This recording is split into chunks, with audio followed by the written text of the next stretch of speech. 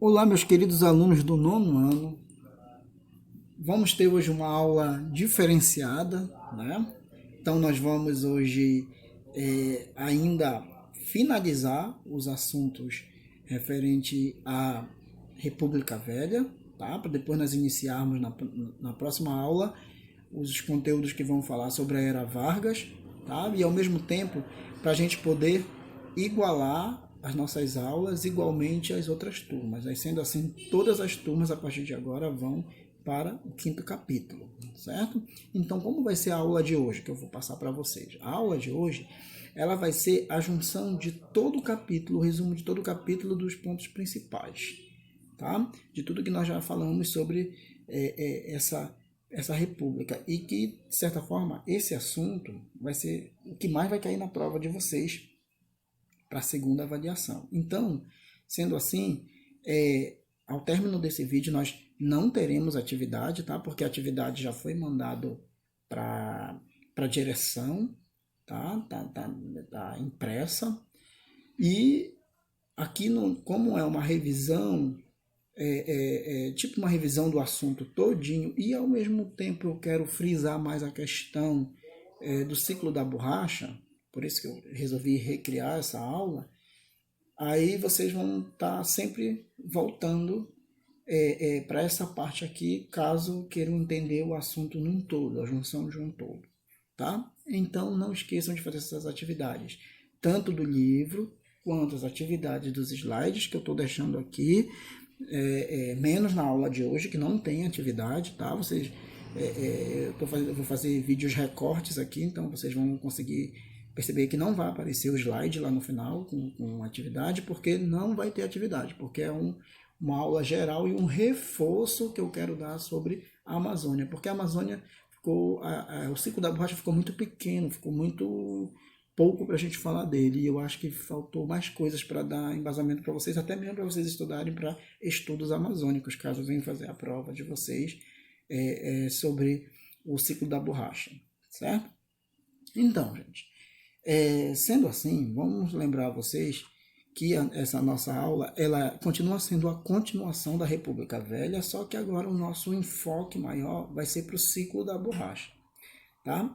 Gente, então, vamos lembrar que no ciclo, no período da República Velha, e o ciclo da borracha está dentro da República Velha, tá? Então, caso eu pergunte lá na prova, vocês não tem como errar isso.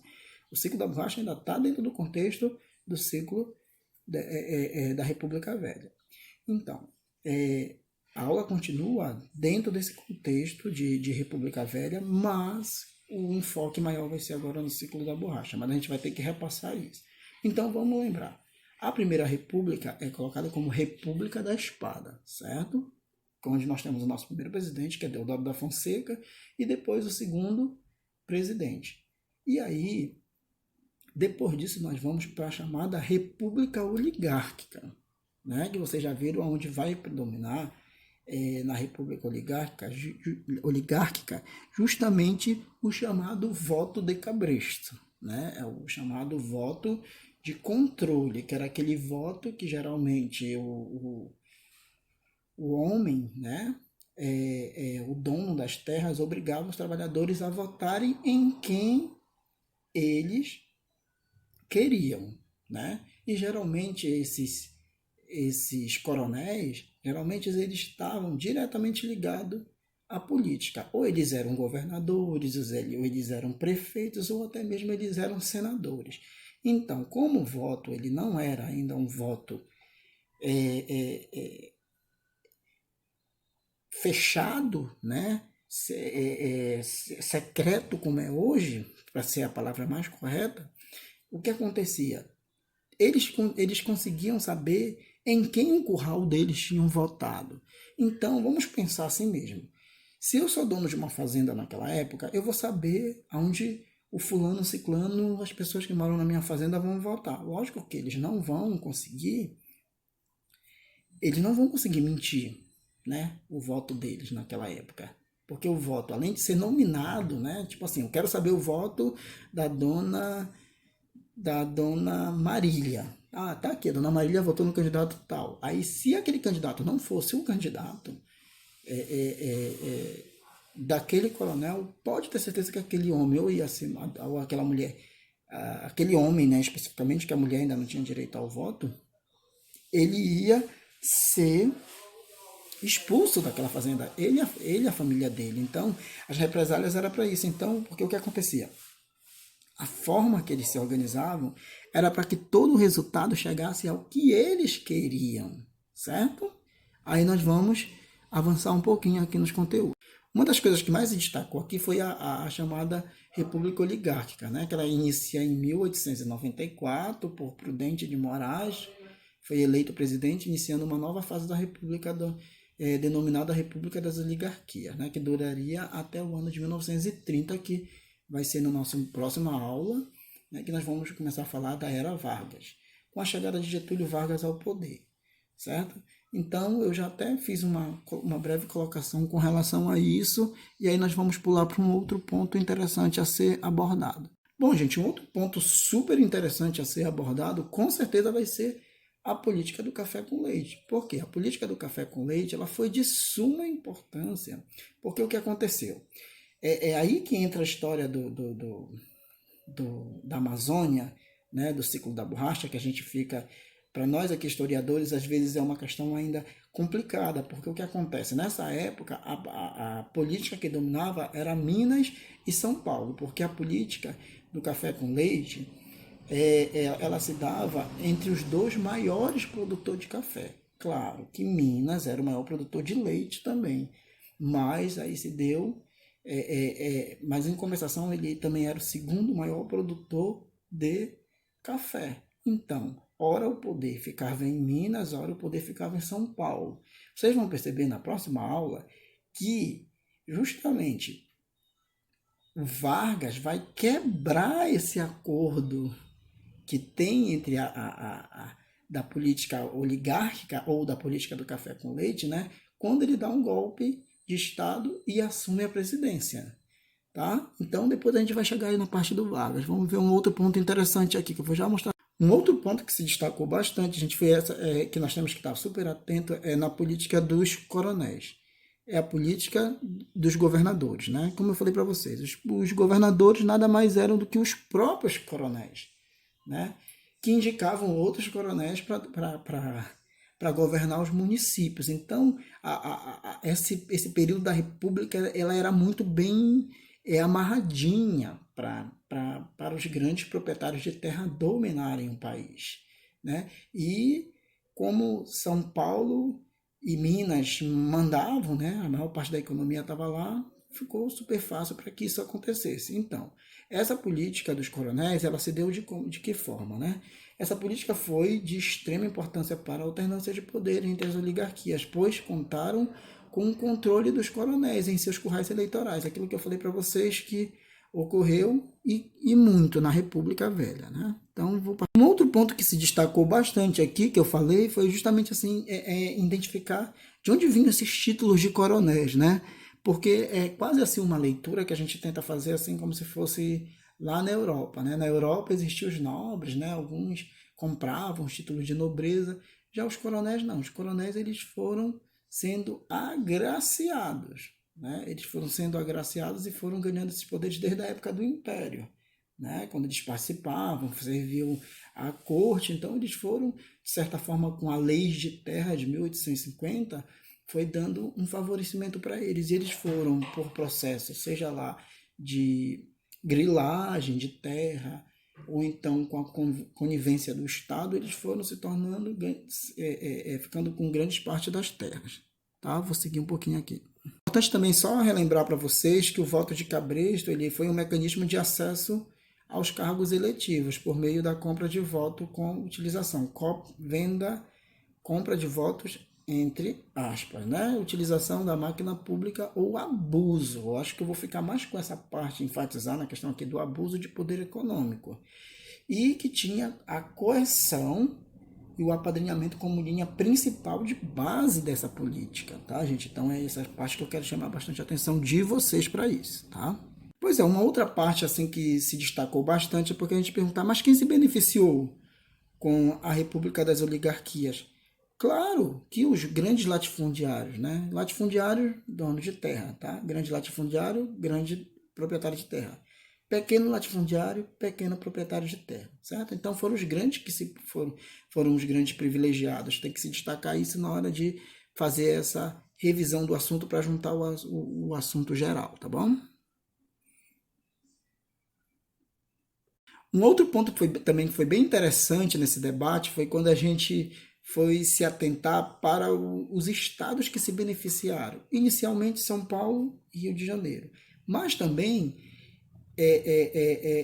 desculpa, São Paulo, Rio de Janeiro, claro, e Minas Gerais. Mas mais São Paulo e Minas Gerais. Depois entra Rio de Janeiro e já se aproximando para o período varguista, né? O Rio Grande do Sul também vai entrar nesse processo, também vai começar a ter influência nessa política. Então, como é que vocês percebem isso?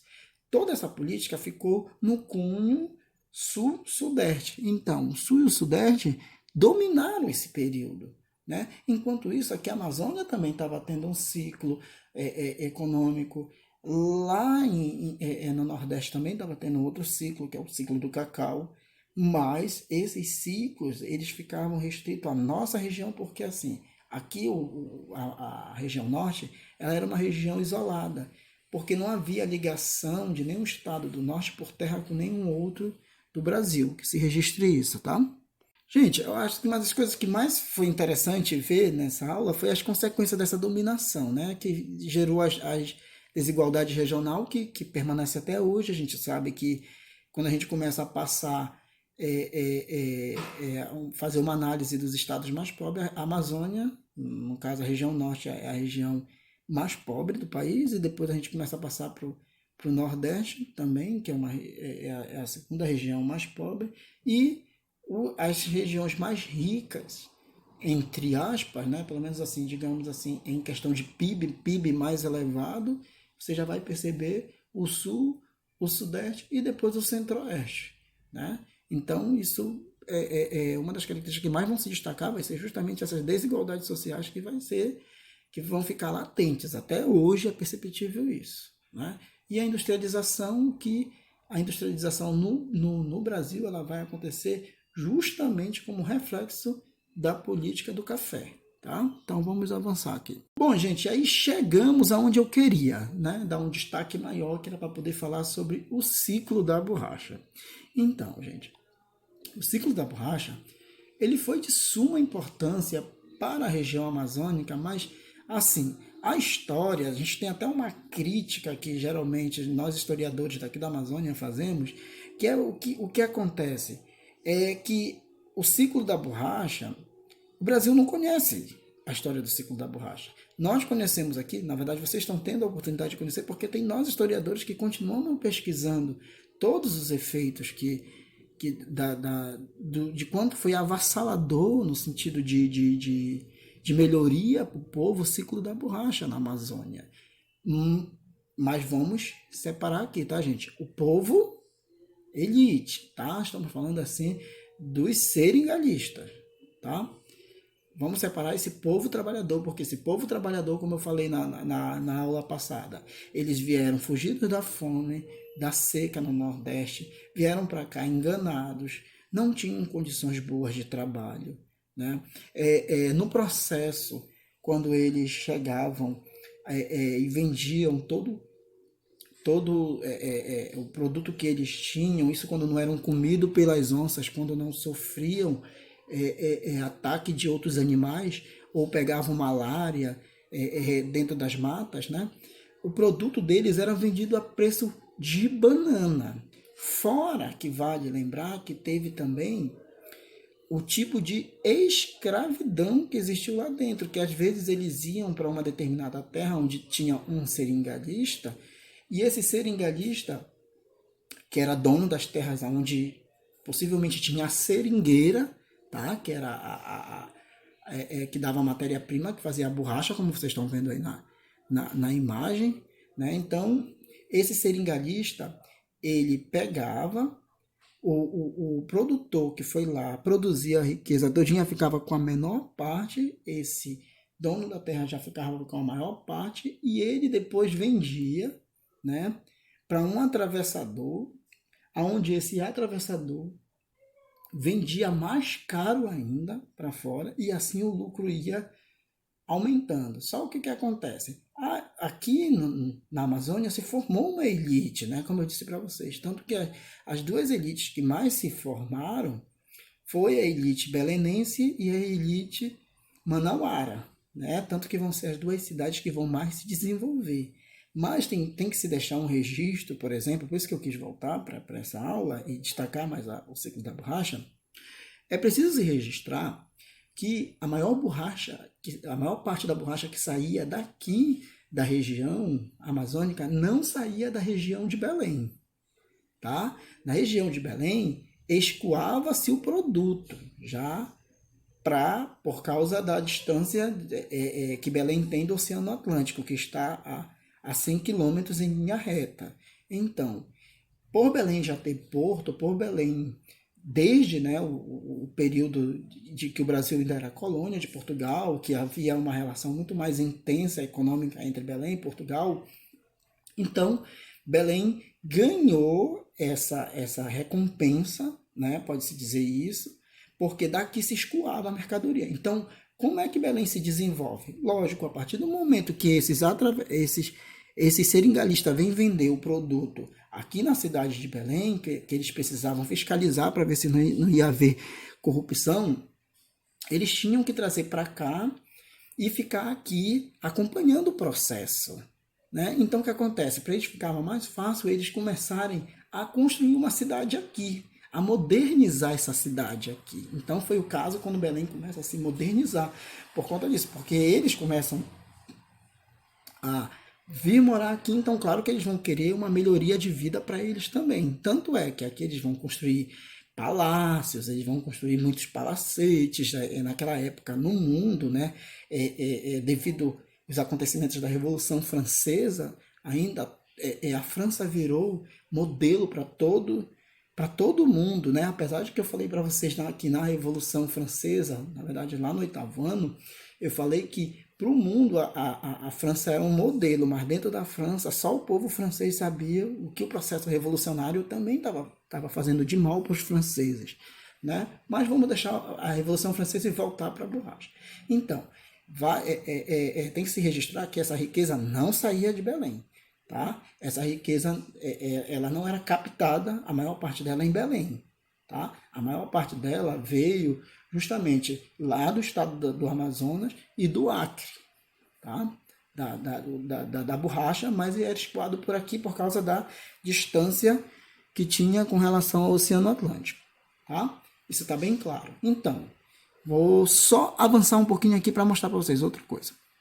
É muito importante que a gente lembre que o produto que era extraído da seringueira era o látex, tá? Tá no segundo tópico aqui, e ele foi um ciclo regional econômico ocorrido, né? E era uma atividade extrativista, na verdade continua até hoje. Abastecia a indústria automobilística, né? Essa borracha que era feita, e essa borracha ela passa a melhorar cada vez mais a partir do processo de vulcanização, e Belém e Manaus foram as cidades que mais se desenvolveram nessa área. É importante lembrar a vocês, que eu até mostrei para vocês, que o ciclo foi tão forte que está aqui o exemplo que foi criado o melhor teatro da época, né, no Brasil, com a melhor acústica, que foi o Teatro da Paz. Também a Basílica de Nazaré é um local onde a gente percebe o que foi todo esse glamour do ciclo da borracha, né, o tanto que deu de riqueza, tanto os adornos da igreja, como ela é produzida, e também o Teatro Amazonas. Também outra coisa que é super interessante a gente lembrar é que havia uma organização social. É o que os livros de história não contam, que a gente tem que fazer aulas específicas para estar lembrando disso. Né? Que havia uma organização social da borracha. E como é que era que estava organizada essa organização social? Ela estava organizada da seguinte forma. Em primeiro estavam os seringalistas, né, que eram os barões da borracha, que mais lucraram com o processo. Depois estava o seringueiro, o trabalhador, né, que muitas vezes nem sequer sobreviveu para isso. Também é muito bom que venhamos atentar para a relação de trabalho. No ciclo da borracha, que era de semi-escravidão, os trabalhadores com baixa remuneração eram os que foram os mais prejudicados, os que sobreviviam, né? E trabalhadores oriundos da região Nordeste, que vinham fugidos da seca. Sendo assim, gente, eu acredito que eu consegui trazer mais informações. Muito obrigado pela companhia de vocês e até as próximas aulas. Um abraço a todos e até nossa próxima aula com o nosso quinto capítulo.